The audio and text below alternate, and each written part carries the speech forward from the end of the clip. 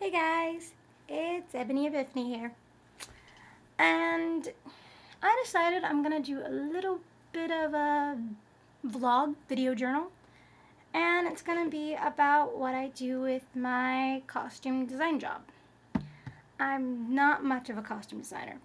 Pretty much, I barely know how to sew, but I like to draw, and I barely know how to draw, but I enjoy them both. Right now, I work with a company in our small area here that it's for profit. So it's even better because we get to be even more creative by doing things, making things from nothing. At least that's how I like to think of it. I find it pretty cool. But I lucked out.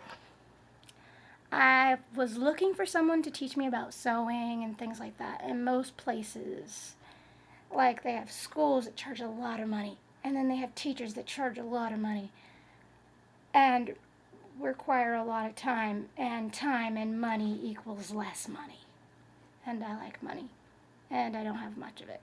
But since I've really wanted to get better at sewing and designing and the two combined, I looked for a few years and tried to find someone who I meshed with.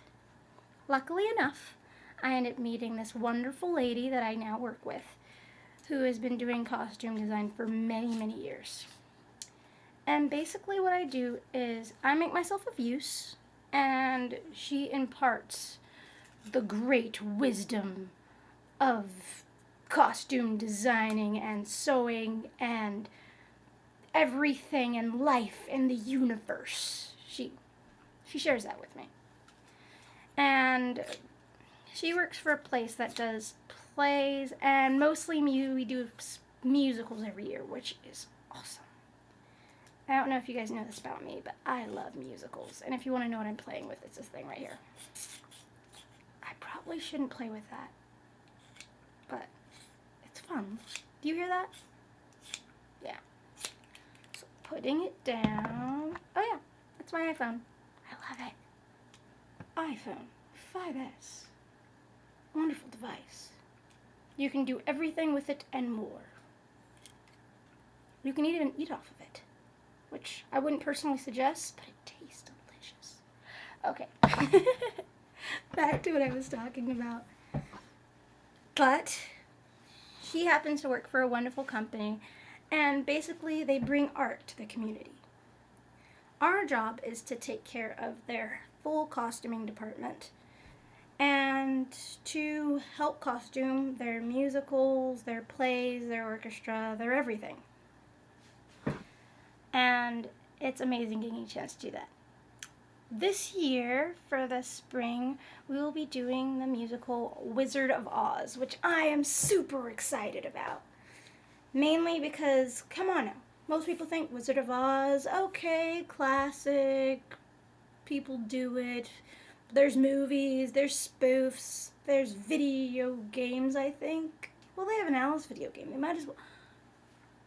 I'm going to look that up. After we get done, I'm looking up a Wizard of Oz video game.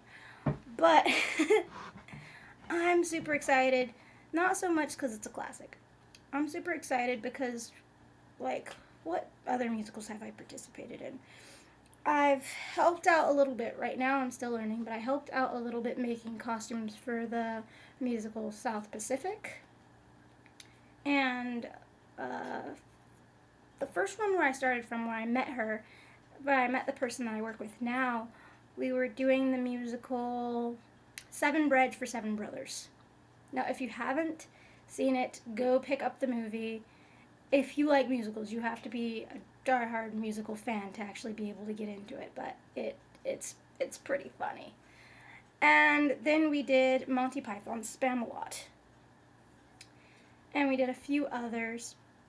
But the reason why I'm excited about Wizard of Oz this year is because the costumes are really out there. Like, you get to be exceedingly creative.